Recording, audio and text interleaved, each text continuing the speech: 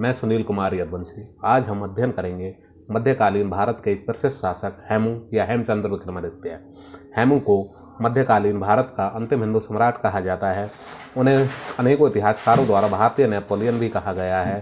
हेमू के द्वारा विक्रमादित्य की उपाधि धारण की गई और उन्हें भारत का 14वां विक्रमादित्य कहा जाता है, इसीलिए उनका कंप्लीट नाम हेमचंद्र विक्रमादित्य है। आज हम यह अध्ययन करेंगे कि वह कैसे भारतीय नेपोलियन थे और किन कारणों से पानीपत के दूसरे युद्ध में उनकी पराजय हुई। क्योंकि युद्ध से पहले हेमू के द्वारा भारत में टोटल 22 लड़ाइयाँ लड़ी गई, जिनमें सभी में हेमू को सफलता प्राप्त हुई। लेकिन पानीपत के युद्ध में उनके द्वारा कौन सी भूलें की गई जिनसे वह पानीपत के युद्ध को हार गए, आज हम इसी विषय का अध्ययन करेंगे। हमारा आज का विषय है पानीपत का दूसरा युद्ध और उसमें हरियाणा के प्रसिद्ध शासक हेमू की भूमिका।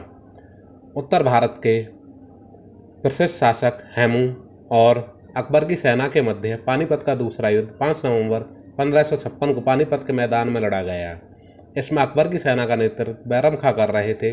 उनके लिए यह एक निर्णायक युद्ध था, क्योंकि इसके फलस्वरूप दिल्ली पर चलने वाला मुगलों और अफगानों के बीच का संघर्ष पूरी तरह से डिसाइड हो गया और यह मुगलों के पक्ष में चला गया और अगले 300 वर्ष तक दिल्ली पर मुगलों ने शासन किया। हेमू का परिचय। सम्राट हेमचंद्र विक्रमादित्य या हेमू एक हिंदू राजा था जिसने मध्यकाल में 16वीं सदी में भारत पर राज किया।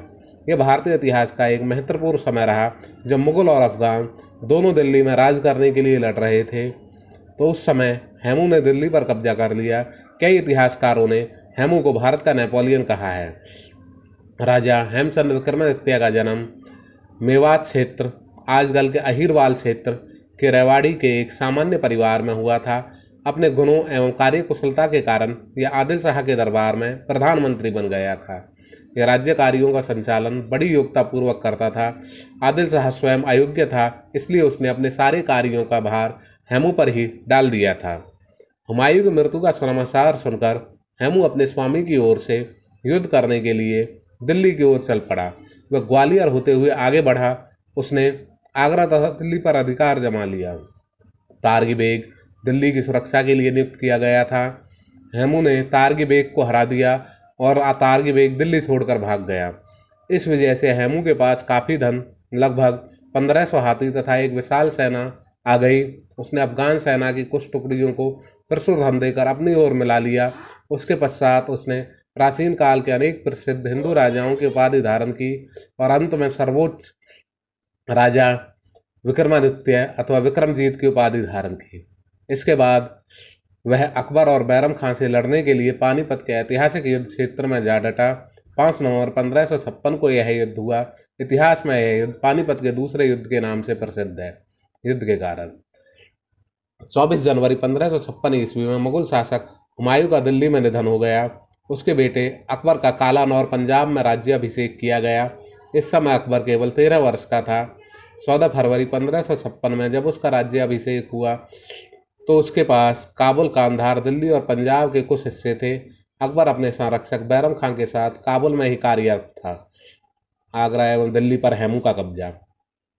1556 में दिल्ली की लड़ाई में अकबर की सेना को पराजित करने के बाद हेमू उत्तर भारत का शासक बन गया।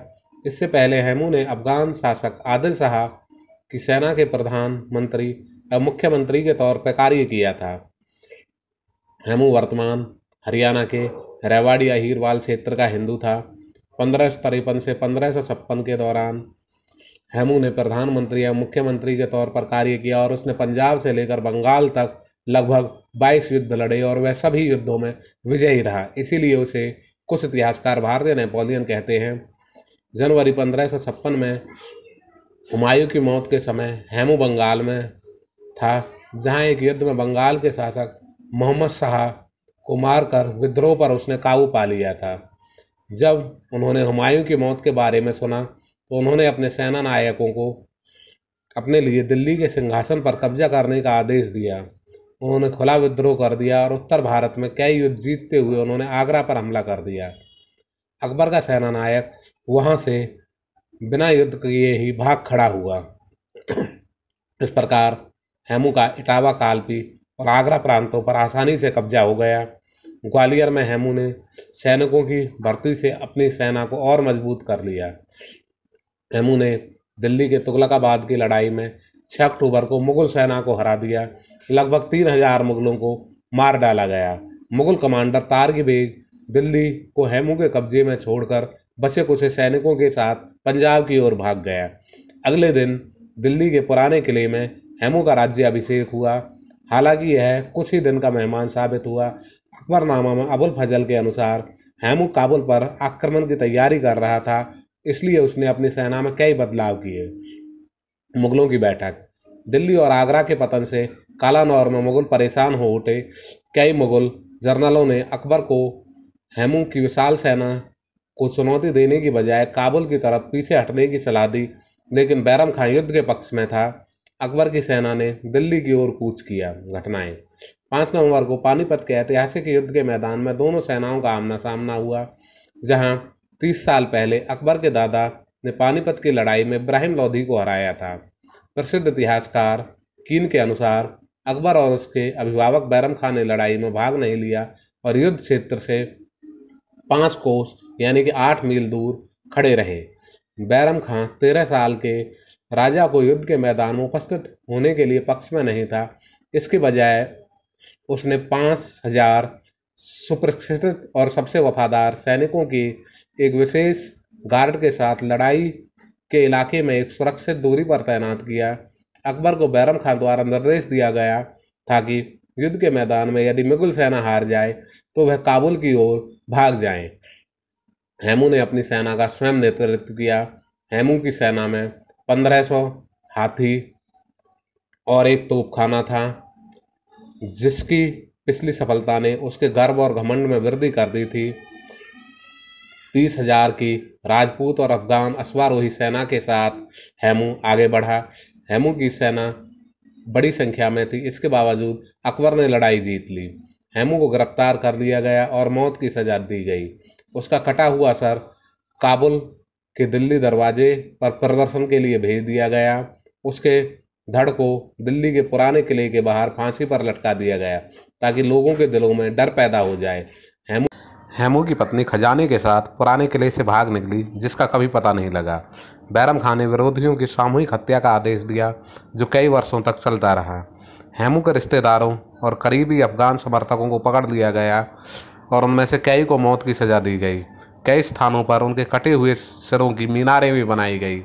हेमू का 82 वर्षीय पिता जो अलवर भाग गया था, उसे 6 महीने बाद पकड़ लिया गया और मौत की सजा दे दी गई। अकबर ने ज़्यादा प्रतिरोध के बिना आगरा और दिल्ली पर पुनः कब्जा कर लिया, लेकिन इसके तुरंत बाद उसे सिकंदर शाह सूरी आक्रमण का मुकाबला करने के लिए पंजाब की ओर लौटना पड़ा। इस युद्ध में मुगल सेना ने मानकोट के किले की घेरेबंदी के बाद सिकंदर शाह को हराकर बंदी बना लिया और देश निकाला देकर बंगाल भेज दिया। 1556 में पानीपत में अकबर की जीत भारत में मुगल सत्ता की वास्तविक बहाली थी। बंगाल तक का सारा क्षेत्र जो हेमू के कब्जे में था, वह अकबर के कब्जे में आ गया, जिसे पूरी तरह कब्जा करने के लिए अकबर को लगभग 8 साल का समय लगा। अभी हमने कंप्लीट युद्ध का अध्ययन किया। अब हम देखते हैं इस युद्ध में हेमू की पराजय किन कारणों से हुई। इस युद्ध में हेमू की पराजय का सबसे बड़ा कारण उसका अति आत्मविश्वास था, जिसके कारण उसने पहले ही अपने तोपखाने को पानीपत की ओर भेज दिया, जिस पर मुगलों ने कब्जा कर लिया। इसी तोपखाने की मदद से मुगलों ने बड़ी आसानी से हेमू को हरा दिया। इसके अलावा हेमू के सैनिक बड़ी वीरता से लड़े, लेकिन जब अचानक हाथी पर हेमू की आंख में तीर लग जाता है तो उसकी सेना में भगदड़ मच जाती है। इसी भगदड़ के कारण भी हेमू की पराजय मानी जाती है। हेमू के द्वारा खुद की स्वतंत्रता की घोषणा भी उसकी पराजय का एक कारण बनती है, क्योंकि अफगान भी उसका साथ नहीं देते।